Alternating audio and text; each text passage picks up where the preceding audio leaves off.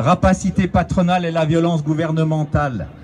L'inflation a été amplifiée par la spéculation sur des produits énergétiques et les denrées alimentaires.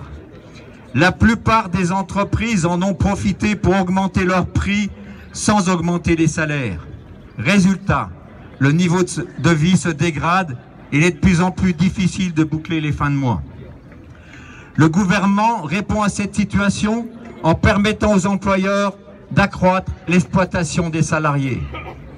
Nouvelle réduction des droits à l'assurance chômage, projet de baisse des droits collectifs à l'automne, coupe budgétaire massive dans les services publics, passage en force sur les accords de libre-échange, etc., etc.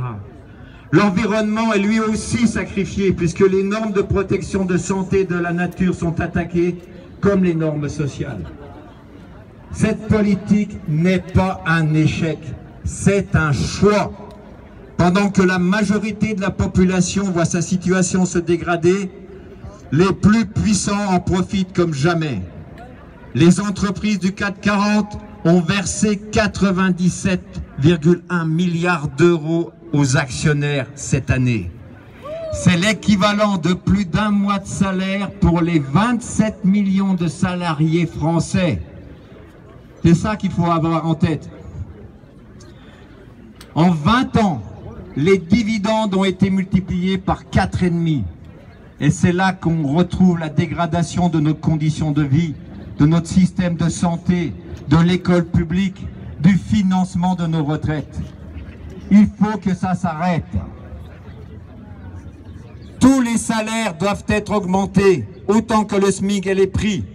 La CGT revendique une hausse immédiate du SMIC à 2 000 € brut, des minima sociaux, du point d'indice de la fonction publique, des retraites et d'obliger les directions d'entreprise à augmenter l'ensemble des salaires, surtout là où les entreprises se font des marges et rémunèrent des actionnaires. Il faut aussi des mesures concrètes pour améliorer nos conditions de vie, comme le renforcement des services publics de l'énergie pour faire baisser immédiatement la facture d'électricité de 20%. Mais sans pression collective, ni le gouvernement, ni le patronat ne feront des cadeaux.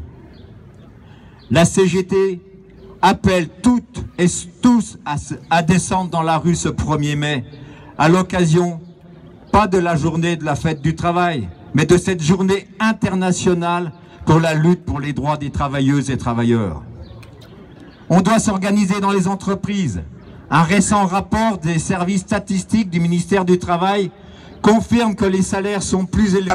À chaque élève, il y a des pédagogies qui marchent avec certains élèves, il y en a d'autres qui ne marchent pas, il faut changer en permanence. Quand le gouvernement cherche à imposer des pédagogies, on va vers l'échec scolaire. Et il le sait. Gabriel Attal a dit, on va vers un recul de la réussite du brevet des collèges avec cette réforme et vers la réussite du bac. Et je l'assume, mais on s'en fiche. Ne feront des cadeaux. La CGT appelle toutes et tous à descendre dans la rue ce 1er mai, à l'occasion, pas de la journée de la fête du travail, mais de cette journée internationale pour la lutte pour les droits des travailleuses et travailleurs. On doit s'organiser dans les entreprises. Un récent rapport des services statistiques du ministère du Travail confirme que les salaires sont plus élevés dans les entreprises où il y a des grèves. On peut gagner avec la grève. Or, il est plus difficile de faire des propositions, de se mobiliser lorsqu'il n'y a pas de syndicats dans l'entreprise. Donc, pour améliorer notre situation, nous avons en partie la solution.